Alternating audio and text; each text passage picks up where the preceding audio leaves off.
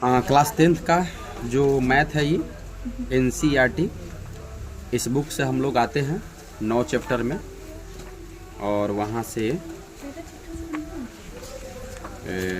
प्रश्नावली 9.1 निकाल लिए हैं, देख सकते हैं यहाँ पर।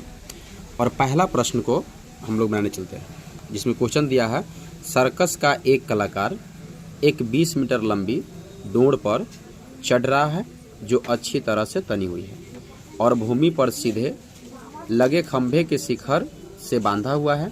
यदि भूमि स्तर के 7 डोरों द्वारा बनाया गया कोण 30 डिग्री का हो, कितना हो 30 डिग्री, तो खंभे की ऊंचाई ज्ञात करना है, जो कि आकृति में यहाँ पर दिया गया है।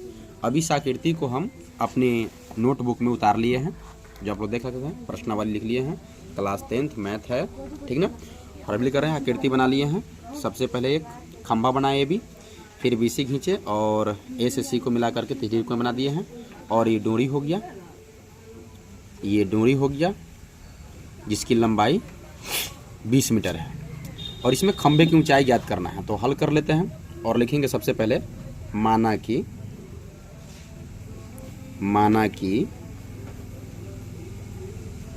खंभे की ऊंचाई बराबर AB। खंभे की ऊंचाई को क्या मान लिए AB तथा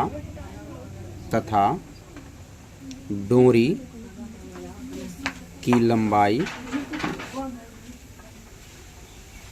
की लंबाई AC बराबर 20 मीटर, यह दिया हुआ है। उसके बाद चलेंगे अब समकोण त्रिभुज ABC में, जो त्रिभुज है ABC समकोण, उसमें चलेंगे और वहाँ से पहले थीटा को लिख लेंगे। जो थीटा का मान दिया हुआ है 30 डिग्री, तो यह 30 डिग्री लिख लेंगे। अब यहाँ एक चीज़ देखना होता है कि दिया हुआ क्या है, तो कर्ण दिया हुआ है समकोण त्रिभुज में, और निकालना क्या है लंब। जो लंब है खंभा है तो लंब निकालना है, और कर्ण दिया हुआ है तो लंब बटा कर्ण किसका होता है, साइन थीटा का। लंब बटा कर्ण साइन का होता है, तो हम लोग इसलिए यहाँ पर लेके चलेंगे साइन 30 डिग्री। 30 दिया है 30 डिग्री। अब साइन का अनुपात लंब बटे कर्ण, जिसमें लंब का मान हो गया AB और कर्ण हो गया आपका AC। कर्ण देख सकते हैं AC है तो AC लिखेंगे। अब उसके बाद साइन 30 डिग्री के मान यहाँ बैठा लेंगे, तो साइन 30 डिग्री का मान होता है 1/2, तो 1/2 हो गया, बराबर AB के मान नहीं दिया है तो AB रहेगा, और बटा AC के मान दिया हुआ है 20 मीटर, तो 20 मीटर लिख लेंगे।